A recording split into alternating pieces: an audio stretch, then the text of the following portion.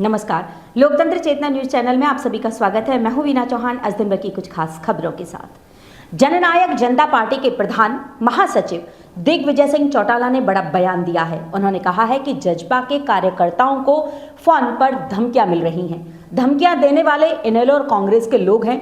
धमकी देने वाले फोन पर अभद्र भाषा का प्रयोग कर रहे हैं। ये सभी लोग अभय चौटाला के इशारे पर बदमाश भेजे गए हैं। कल भी किसानों ने उनका विरोध नहीं किया। दिग्विजय चौटाला ने कहा कि अभय चौटाला ने इन लोगों को मेरे ऊपर हमला करने के लिए भेजा था और अगर इस तरह के बदमाश किसान यूनियन का झंडा लेकर हमारा विरोध करेंगे तो जजपा के किसान मोर्चा के पदाधिकारी और कार्यकर्ता इन बदमाशों का डट कर विरोध करेंगे। इस तरह की गुंडागर्दी बंद करें। अगर कुछ लोग जजपा की नीतियों का विरोध करते हैं तो प्रजातांत्रिक प्रणाली के तहत वोट से फैसला करें। अगर जजपा ने हरियाणा के विकास में योगदान दिया है तो जजपा के पक्ष में वोट दें। पंजाब के किसान संगठनों ने चुनाव लड़ा लेकिन किसी भी किसान उम्मीदवार की जमानत नहीं बची। गुंडागर्दी के जरिए रास्ते रोक कर नारेबाजी कर विरोध करने का तरीका सही है। दिग्विजय चौटाला ने धमकी देने वाले लोगों के खिलाफ कार्यवाही की मांग की। जजपा नेता दिग्विजय सिंह चौटाला आज सिरसा में मीडिया से रूबरू हुए। धमकी देने वाले लोगों को उन्होंने बेनकाब किया। चौटाला परिवार के एकजुट होने के सवाल पर दिग्विजय चौटाला का बयान। उन्होंने दावा किया। पत्रकार के सवाल के जवाब में अजय चौटाला ने कहा था कि अगर ओम प्रकाश चौटाला कहेंगे तो एक हो सकते हैं। अजय चौटाला इस मुद्दे पर सकारात्मक जवाब देते हैं लेकिन अभय चौटाला नकारात्मक जवाब भी देते हैं। ओम प्रकाश चौटाला ने ही अजय चौटाला के परिवार के लोगों को इनेलो से निकाला था और चौटाला साहब अजय चौटाला के परिवार को वापस बुला भी सकते हैं। चौधरी ओम प्रकाश चौटाला अजय चौटाला के परिवार के आदरणीय थे, आदरणीय हैं और आदरणीय ही रहेंगे। परिवार के एकजुट होने की बात हास्यास्पद है। दिग्विजय सिंह चौटाला ने अभय चौटाला पर निशाना साधा। भाजपा की खिलाफत करने वाले अभय चौटाला और उनके दोनों बेटे राजस्थान विधानसभा चुनाव में भाजपा का प्रचार करने क्यों गए?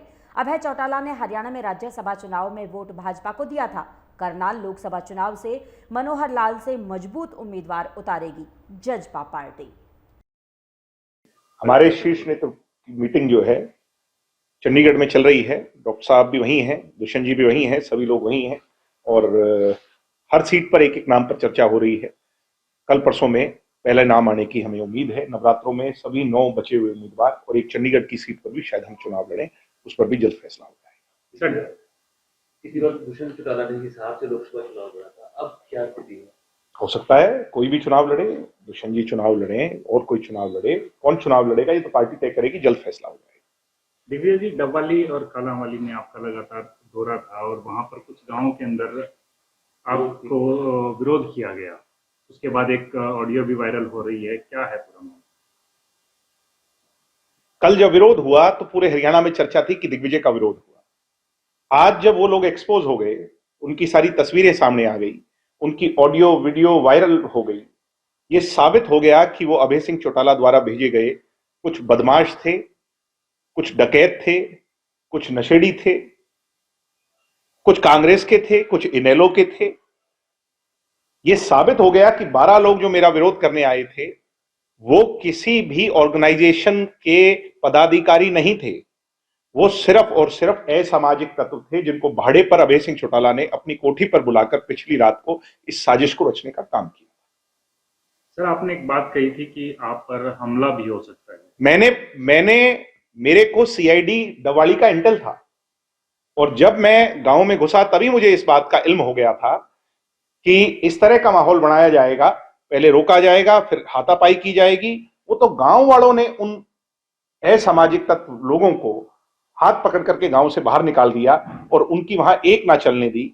उनकी बातों से असहमति जताई और गांव वालों ने कहा कि हम नहीं चाहते कि हमारे गांव में इस तरह की बदमाशी हमारे नेताओं के साथ कोई करे।